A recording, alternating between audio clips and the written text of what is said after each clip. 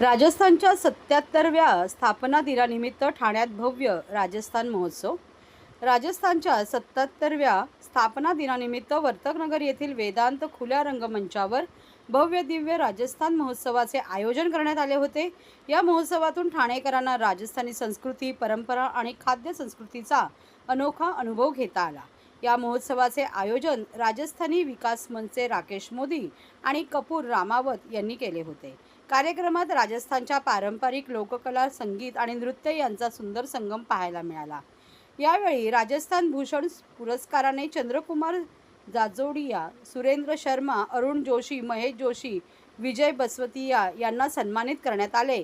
तर राजस्थान गौरव पुरस्काराने उदय परमार, अशोक पारिक, प्रदीप गोयंका आणि लक्ष्मीकांत मुंदरा यांच्या मान्यवरांच्या हस्ते गौरवण्यात आले।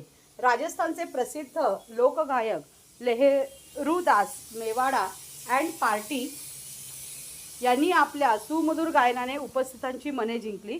तसेच राजस्थानी चित्रपट अभिनेत्री व सुप्रसिद्ध लोकगायिका ट्विंकल वैष्णव जोधपूर आणि अभिनेत्री सोमनल राईका जोधपूर यांनीही आपल्या सादरीकरणातून प्रेक्षकांना मंत्रमुग्ध केले।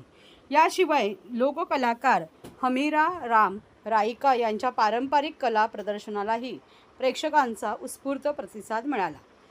कार्यक्रमाला ठाणे शहरातील राजस्थानी समाजासह विविध क्षेत्रातील नागरिकांनी मोठ्या संख्येने उपस्थिती लावली। संपूर्ण परिसरात राजस्थानच्या संस्कृतीचा रंगतदार माहोल अनुभवायला मिळाला। या महोत्सवातून समाजात एकोपा आणि सांस्कृतिक परंपरा जपण्याचा संदेश देण्यात आला। यावेळी परिवहन मंत्री प्रताप सरनाईक, आमदार संजय केळकर, आमदार निरंजन डावखरे, माजी आमदार रवींद्र फाटक, तसेच आयोजक राकेश मोदी, गुफूर रमावत आणि राजस्थानी समाजाचे अनेक मान्यवर व महिला वर्ग पारंपरिक पोशाखात मोठ्या संख्येने उपस्थित होते। कार्यक्रमाच्या यशस्वी आयोजनाबद्दल आयोजकांनी सर्व उपस्थितांचे आभार मानले।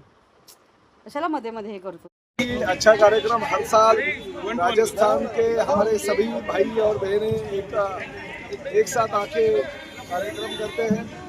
मैं तो ठाणे और मीरा भाईंदर शहर का विधायक हूँ पिछले 20 सालों से, और ये लोग हमारे से जुड़े। धर्मवीर आनंद दीजे साहब जब भी थे तभी उनके साथ जुड़े हुए थे, फिर हमारे एकनाथ शिंदे साहब जो पार्टी के प्रमुख हैं उनके साथ जुड़े हुए। तो ये लोगों का जो दिल है वो शिवसेना के प्रति बहुत ही आकर्षित होता है, और हमेशा इलेक्शन हो या कुछ भी कार्यक्रम हो हमेशा हमारे ये राजस्थानी समाज के लोग जुड़े जाते हैं। राकेश मोदी जी जो है वो हमारे बहुत ही परम मित्र हैं और उनके माध्यम से हम इस कार्यक्रम में हमेशा आते रहते हैं। मैं बहुत बहुत शुभकामनाएं देता हूँ। ठाणे महानगर पालिका क्षेत्र में कासरवडोली में राजस्थान भवन के लिए जगह ऑलरेडी हमने दे दी है। मीरा भाईंदर में महाराणा प्रताप भवन का लोकार्पण करने जा रहे हैं और जल्द ही वो रेडी भी हो जाएगा 2 महीने में। और हमने महाराज अग्रसेन भवन का भी ऐलान किया और वो भी काम चल रहा है, दिव्यांग भवन का। तो ऐसे कार्यक्रम और जो उनको चाहिए वो चीज़ें भविष्य में भी हम देते रहेंगे, क्योंकि उनका उतना प्यार और योगदान है शहर के प्रति। तो मैं बहुत बहुत खुशनसीब हूँ कि मुझे आज उन्होंने आमंत्रित किया और मेरा सम्मान किया। फिर एक बार उनका कार्यक्रम ऐसा ही आगे चलता रहे, इसके लिए प्रताप सरनाईक और एकनाथ शिंदे साहब हमेशा उनके साथ में। सर, वेदांत जो मंच में आज आप उपस्थित हुए, वहाँ की जगह बढ़ाने के लिए और राजस्थानी समाज को कुछ जगह थी, हमने एम्यूनिटी ओपन स्पेस करके करीबन 1000-1200 मीटर की जगह ले ली। तो ये वेदांत का खुला रंगमंच है और भी ज़्यादा बड़ा हो जाएगा ताकि 1000-800 लोग और भी वहाँ पे बैठ सकेंगे।